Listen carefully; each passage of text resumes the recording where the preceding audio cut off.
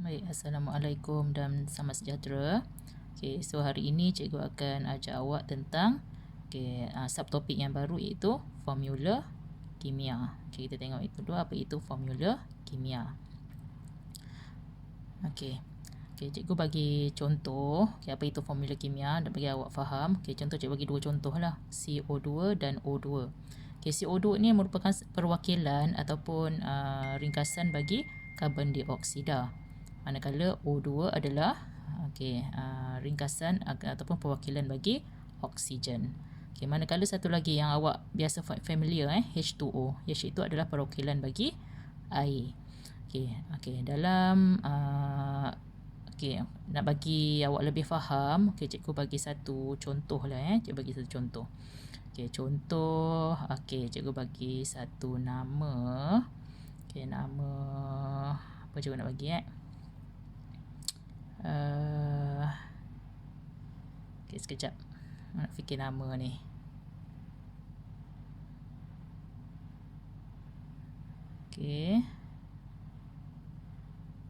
Apa nama cikgu nak bagi? Jadi sebelum tu jadi kita kata formula kimia. Cikgu bagilah nama. Contohnya satu nama nama orang lah. Ali Zainal Abidin. Jadi itu nama panjang kan, kita nak tulis panjang. Jadi kita ringkaskan dia jadi AZA. Jadi kita boleh katakan formula kimia ni adalah ringkasan bagi nama sebenar bagi sesuatu bahan. Jadi nama bahan tu panjang, jadi ahli kimia dia macam buat satu perwakilan bagi memudahkan lagi. Jadi dia ringkaskan. Sekarang kita tengok pula apa formula kimia. Formula kimia terbahagi kepada dua. Dua.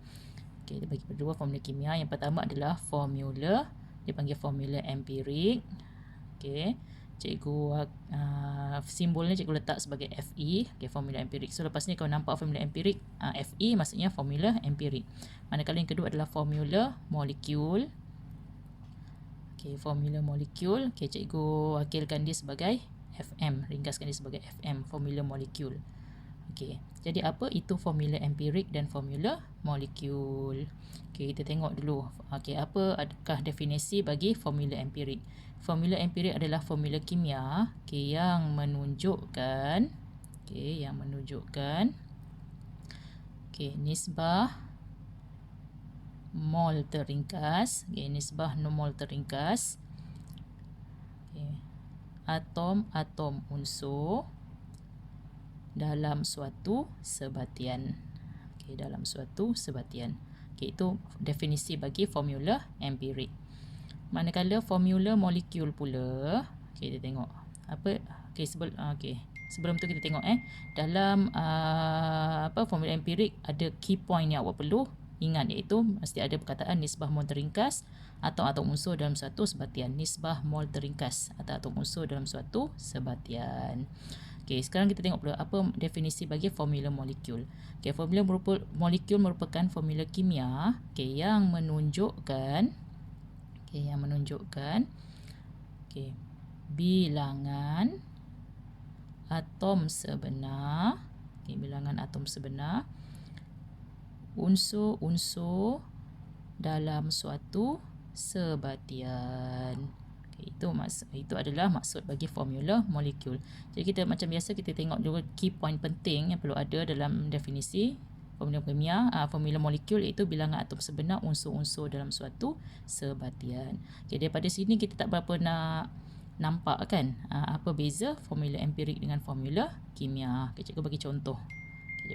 Bagi supaya awak lebih jelas apa beza formula empirik dan formula molekul.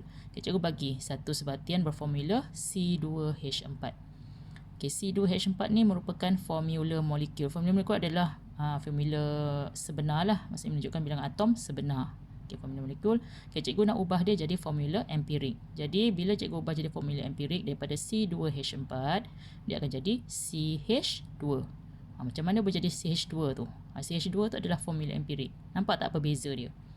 Jadi daripada beza dia adalah unsur-unsur sama, dua-duanya terdiri daripada karbon dan hidrogen, tapi yang beza adalah bilangan atom. Jadi macam mana cikgu ringkaskan? Jadi kita ringkaskan dia macam matematik, kita bahagi dengan 2, jadikan nombor yang paling ringkas. Jadi dia akan jadi CH2. Okey, contoh yang kedua cikgu bagi C6H12O6. Ini adalah formula molekul bagi glukosa. Jadi formula molekul adalah formula sebenar. Okey, macam mana cikgu nak jadikan dia formula empirik? Jadi bilangan atom-atom unsur dalam formula molekul tu kita ringkaskan. Jadi C6H12O6 cikgu formula empirik dia jadi CH2O. Jadi macam mana? Dengan kita bahagikan ke semua tu dengan 6. So dia akan jadilah CH2O. Okey. Okey, kalau kita tengok kat situ 1 patutnya C6 tu jadi C1 kan. Jadi 1 dalam kimia kita tak payah tulis. Tak perlu tulis. Nombor 2 dan ke atas baru kita tulis. Jadi sebab tu dia akan jadi CH2O bukan C1H2O1. Jadi jelasnya apa beza antara formula empirik dengan formula molekul. Formula empirik yang teringkas, formula molekul adalah ini menunjukkan bilangan atom sebenar. Okey. Okey, seterusnya. Okey, seterusnya kita pergi pula kepada okey,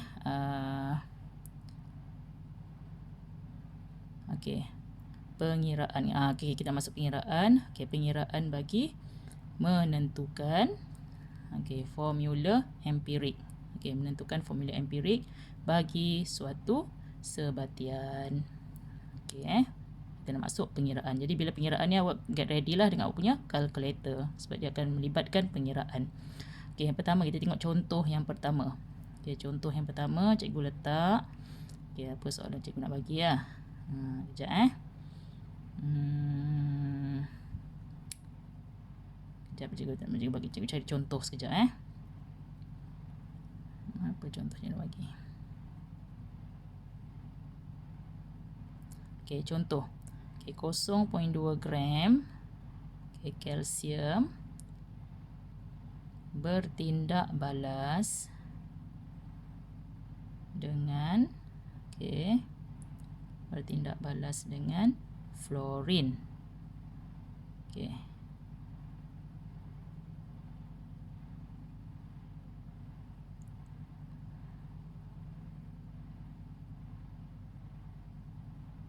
Okey, sekejap. Cikgu rasa cikgu nak tukar soalan. Okey, cikgu padam dulu soalan, cikgu nak tukar soalan dulu Okey, cikgu nak tukar soalan. Okey, soalan. Okey, soalan yang baru. Okey, kita tengok soalan dia. Diberi 3.2 gram kuprum bertindak balas dengan 3.55 gram klorin. Okey, soalan dia, hitung formula empirik bagi sebatian tersebut. Okey, ni soalan dia.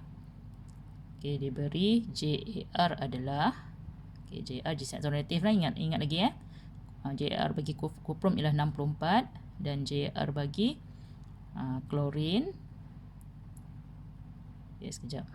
JAR bagi klorin ialah 35.5. Okey, jadi JAR adalah jisim atom relatif. Okey, so macam mana kita nak cari formula empirik apabila daripada maklumat yang diberi dalam soalan. Okey. So yang pertama, step pertama untuk mencari formula empirik kita kena buat jadual. Okey, buat jadual. Jadi jadual, okey, awak kena tentukanlah berapa unsur yang terlibat. Okey. So kolom yang pertama kita letak dahulu unsur. Okey, kita tulis dahulu unsur, itu step yang pertama. Jadi kita tentukan berapa unsur yang terlibat dalam pembentukan sebatian tersebut. So macam mana cara kita nak tentukan unsur? Tengok pada JAR. Daripada JAR tu kita nampak dah tentu dah. Okey.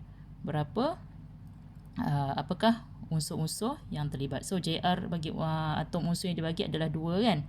Kuprum dan juga klorin. Okey, so kita buat dua kolom tadi kuprum dengan klorin. Okey, step yang kedua adalah kita buat jisim. Okay, kita wujudkan jisim. Jadi kuprum jisim daripada soalan adalah 3.2 gram, manakala klorin adalah 3.55 gram. Okey, step yang ketiga kita kira pula bilangan mol. Okay, bilangan mol kita dah belajar sebelum ni. Bilangan mol adalah daripada jisim, jisim bahagi jisim molar ataupun JAR di sinilah sebab di atom kita guna JAR. So bagi kuprum 3.2 bahagi 64. Okey, tekan kalkulator, awak akan dapat jawapan dia.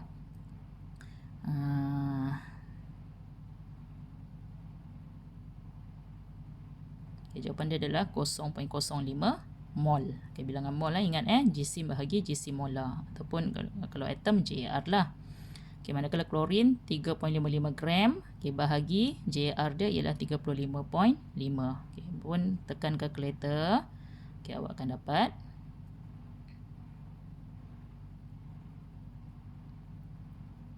0.1 mol.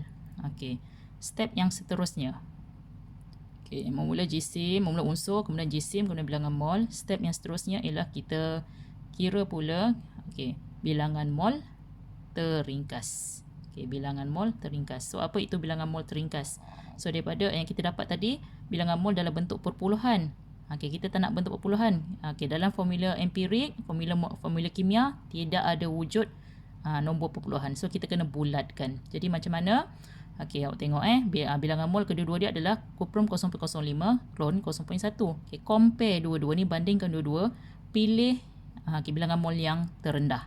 So dekat sini kita tengok yang terendah antara kuprum dengan klorin adalah kuprum sebab dia 0.05, dia lebih kecil.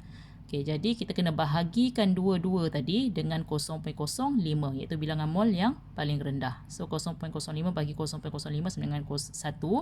Manakala klorin 0.1 bagi 0.05 kita dapat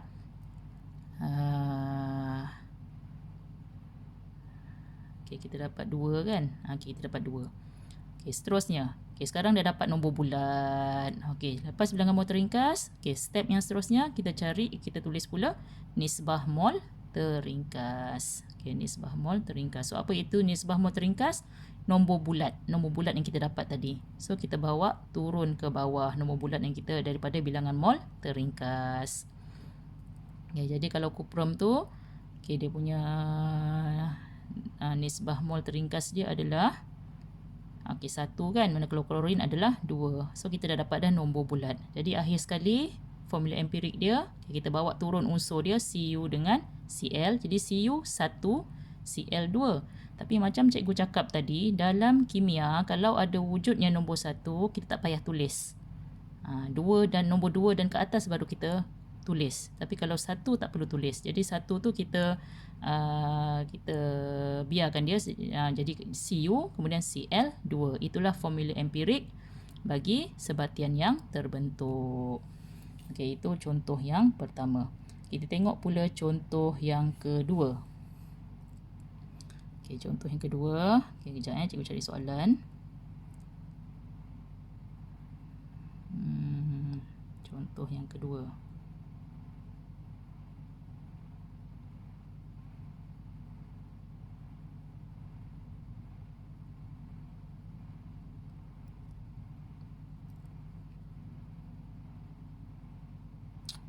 Ni soalan ni. Kita tengok ni. Soalan dia 60 gram aluminium. Kita tengok 60 gram aluminium sulfida.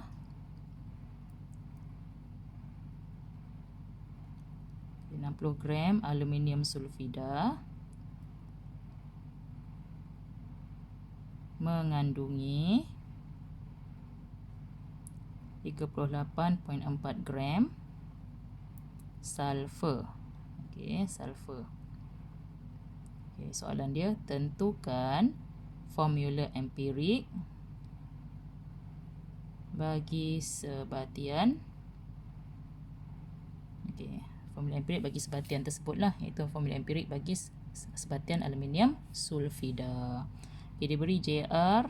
JR yang diberi adalah aluminium 27, manakala sulfur 32. Daripada JR tu kita, macam cikgu cakap tadi, kita dapat tentukanlah berapakah unsur, bilangan unsur yang terlibat untuk kita buat jadual nanti. So seterusnya kita buat jadual macam cikgu ajar tadi. Yang pertama kita wujudkan unsur. Kemudian daripada unsur tu kita tengok bila unsur yang terlibat ada 2 daripada JR tu aluminium dan sulfur. Jadi kita wujudkan 2 kolom. 2 kolom untuk unsur. Okey, so unsur yang pertama Al, aluminium, unsur kedua S. Okey, seterusnya lepas unsur adalah jisim. Okey, jisim dalam unit gram. Okey, jadi jisim bagi aluminium adalah, okey, daripada soalan tu, kau tengok daripada soalan tu, yang diberi 60 gram adalah aluminium sulfida. Jadi awak jangan tersilap 60 gram tu adalah aluminium sulfida apabila aluminium telah bertindak balas dengan sulfida. Bukan aluminium saja. Manakala yang diberi adalah sulfur. Sulfur dia dah bagi dah. Unsur sulfur 38.4. Tapi aluminium dia tak bagi. Sebab yang dibagi 60 gram tu adalah gabungan aluminium dengan sulfur. So macam mana nak cari aluminium? Macam mana ni matematik ni? Macam mana kita nak keluarkan sulfur daripada aluminium? Jadi mudah je lah. 60 gram tolak 38.4. Dapatlah aluminium. So jisim aluminium adalah 68 tolak 60 tolak 38.4. Okay, berapa jisim aluminium tu?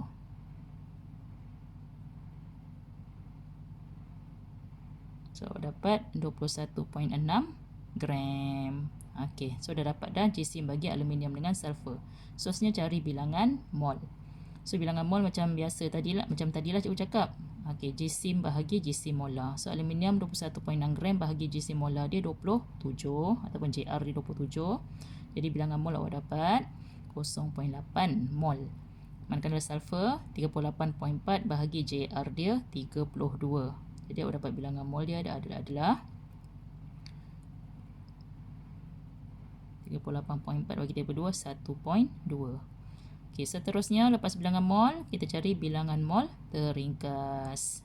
Okey, bilangan mol teringkas. Ingat lagi cikgu cakap bilangan mol teringkas ni kita nak cuba wujudkan, nak jadikan dia perpuluhan, jadikan nombor bulat. Okey, so macam biasa kita compare lah 0.8 dengan 1.2. Bilangan mol mana yang lebih rendah? Okey, bilangan mol mana yang lebih rendah? Okey, dah sudah tentulah 0.8. Jadi yang lebih rendah tu, jadi bilangan mol dua-dua tadi kita bahagikan dengan bilangan mol yang paling rendah tadi. 0.8 bagi 0.81, 1.2 bagi 0.8 awak dapat 1.5. Masih lagi bentuk perpuluhan. Sedangkan cikgu cakap tadi mesti dalam nombor bulat. Okey, sekarang kita masuk kepada nisbah mol teringkas. Jadi daripada ni kita jadikan di nombor bulat. Daripada bilangan mol teringkas tadi masih lagi dalam bentuk perpuluhan kan. Jadi kita nisbah mol teringkas yang terakhir ni kita nak jadikan di nombor bulat. Jadi macam mana 1.5 tu paling mudah kita darab dengan 2 lah. Yang paling nombor bulat yang paling dekat dengan dia adalah 3. 1.5 darab 2. So aluminium pun bila sulfur dah darab dengan 2, aluminium pun kena darab dengan 2. So 1 darab 2 jadi 2. Jadi seterusnya dua-dua dah jadi nombor bulat. Jadi formula empirik dia kita bawa turun ke bawah. Al 2 kat bawah bukan kat atas. Bukan matematik matematik kuasa, tapi kimia tak wujudnya. Dia tak boleh tulis atas, dia bukan kuasa. Dia adalah bilangan bilangan atom. So Al2 okey, S3. Ingat dekat bawah. Nombor dia terletak di bawah. Jadi selesai. Dapatlah formula empirik aluminium sulfida Al2S3. Okey, itu contoh yang kedua. Okey, seterusnya juga nak bagi satu contoh lagi. Okey, contoh yang ketiga. Okey, macam mana bentuk soalan dia? Contoh yang ketiga ni.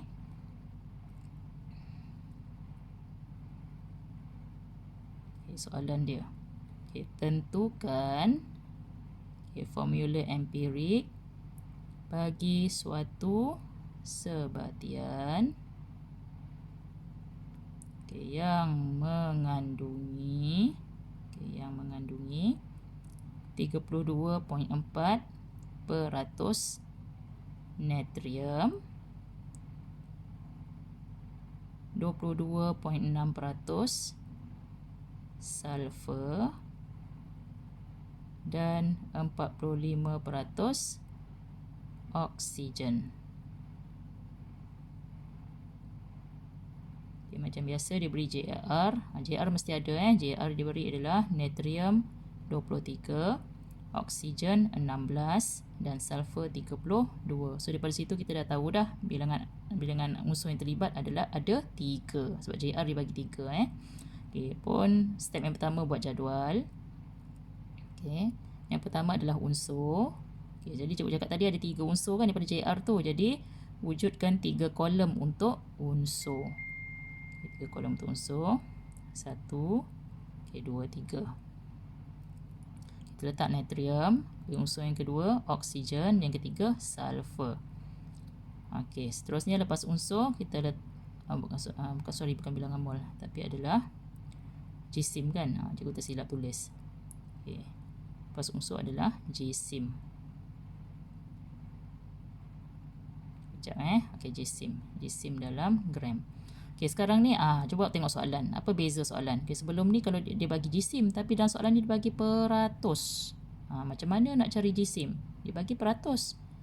32.4%, 22.6% dan oksigen 45%. Kalau tambah semua tu dia akan jadi 100%. Kalau tambah 3 tu dia mesti 100%.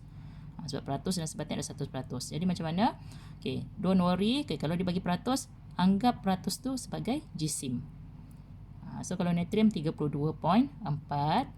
Okay, manakala oksigen.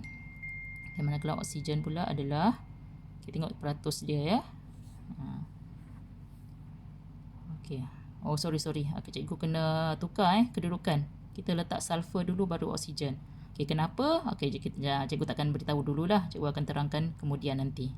Buat masa ni kita ikut saja susunan natrium, sulfur dengan oksigen. Okay. Jadi natrium 32.4. Okay, daripada peratus tadi. Okay, sulfur pula diberi peratusan sulfur adalah, okay, peratusan sulfur, okay, 22.6% ataupun 22.6 gram. Manakala oksigen adalah 45%, jadikan dia 45 gram. Seterusnya kita cari bilangan mol. So macam biasa, bilangan mol adalah jisim bahagi JAR. So kalau natrium 32.4 bahagi 23 kan. Okay, bahagi 23. So tekan kalkulator, awak akan dapat berapa bilangan mol natrium ni.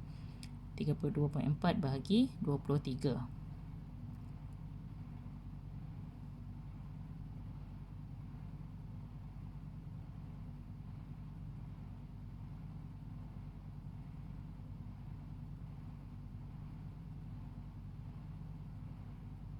Dapat 1.4. Okey, sulfur pula 22.6 bahagi 32. Okey. Kita kira, kita tekan kalkulator. So bilangan mol dia aku dapat 0.7. Dan kalau oksigen 45 bahagi 16. JR 16. Jadi 45 bahagi 16 kita dapat 2.8 mol. Okey, seterusnya lepas bilangan mol carilah bilangan mol teringkas. Okey, bilangan mol teringkas. Okey, jadi kalau natrium, okey, bilangan mol teringkas. Okey, kita compare tiga-tiga ni. Tiga-tiga kita pilih yang paling kecil, iaitu sudah semestinya 0.7. Jadi dah dapat bilangan mol paling kecil, bahagi ketiga-tiga tu dengan 0.7. Jadi 1.4 bahagi 0.7 awak akan dapat, okey, 2. Okey, 0.7 bagi 0.7, 1. Manakala 2.8 bahagi 0.7, kita dapat